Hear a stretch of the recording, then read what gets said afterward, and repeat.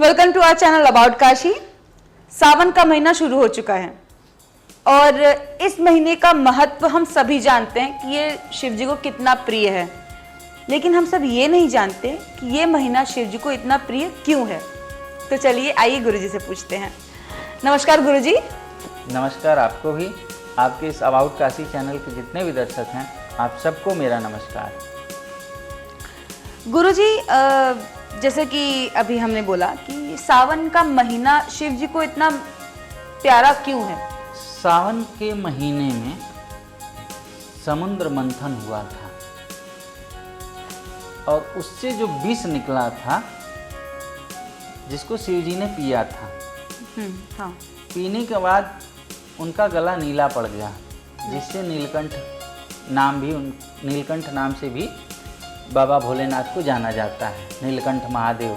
जब वो जहर का असर शरीर में आगे बढ़ने लगा और बाबा का तेज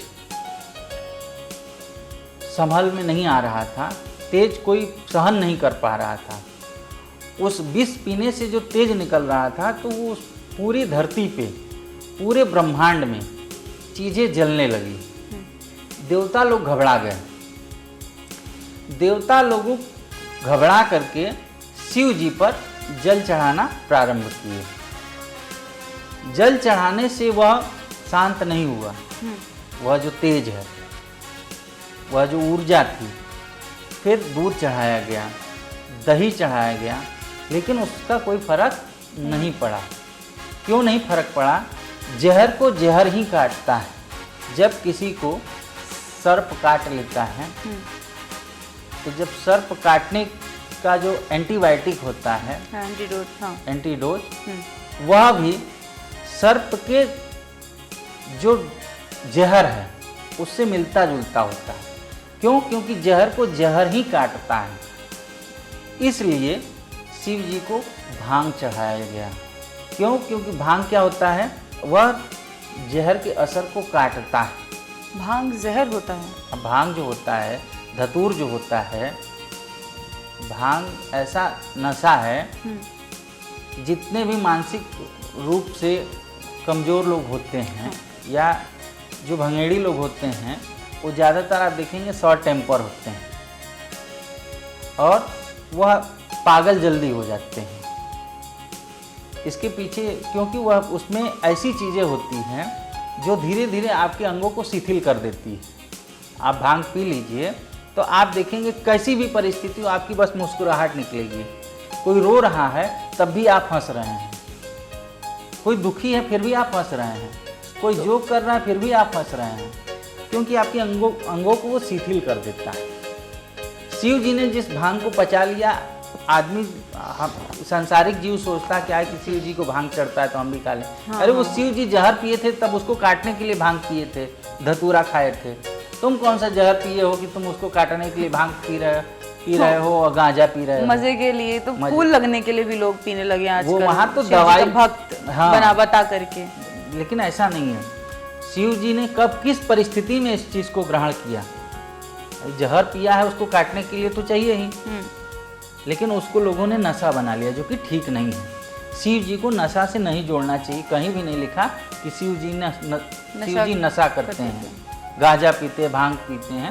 वो समुद्र मंथन के समय शिव जी जितना सौम्य देवता तो कोई होगा ही नहीं, जितना सौम्य देवता है। सौम्य देवता को कुछ लोगों ने उग्र बना दिया है, जो कि ठीक नहीं है।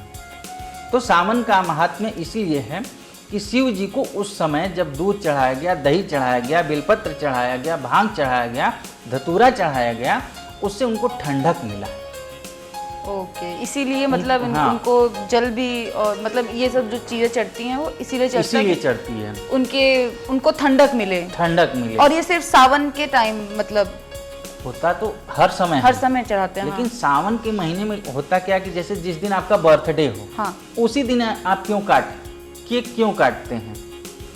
जिस दिन आपकी एनिवर्सरी हो उसी दिन क्यों पार्टी करते हैं? मतलब सावन के महीने में ही ये हुआ। सावन के महीने में ये चीजें हुई थी। सावन के महीने में जब ये चीजें हुई तो शिव जी प्रसन्न हो गए। जब शिव जी प्रसन्न हो गए तो देवताओं को उन्होंने आशीर्वाद दिया और उनको राज करने का आशीर्वाद दिया। फिर देवता लोग अपने अपने लोक में जा करके राज किए। तो इंसान की भी प्रवृत्ति क्या होती है, चाहे छोटा हो, छोटा अमीर होना चाहता है, बड़ा और बड़ा होना चाहता है। तो सावन के महीने में हर व्यक्ति अपनी मनोकामना की पूर्ति के लिए अपने तरफ से जिस योग्य वह है, वह अपना श्रद्धा सुमन अर्पित करता है। ये चीज़ है। तो सावन का महात्म्य यह है, इसीलिए सावन का महीना इतना प्रिय है। और सावन के महीने में हर व्यक्ति को 1 लोटा जल, उसमें थोड़ा भांग मिलाइए, थोड़ा बेलपत्र डालिए, ओम नमः शिवाय करके भोलेनाथ को चढ़ाइए। ऐसा करने से आपकी हर मनोकामना पूरी होगी और शिव जी को यह महीना इसीलिए प्रिय है। थैंक यू सो मच गुरुजी। हमें नहीं मालूम था कि इस जल चढ़ाने के पीछे इतना बड़ा पूरा रहस्य रखा हुआ है। So thank you so much, आपने हमें इस बारे में बताया। तो दर्शकों, आई होप कि आपको श्रावण के बारे में कुछ नया मालूम चला होगा आज।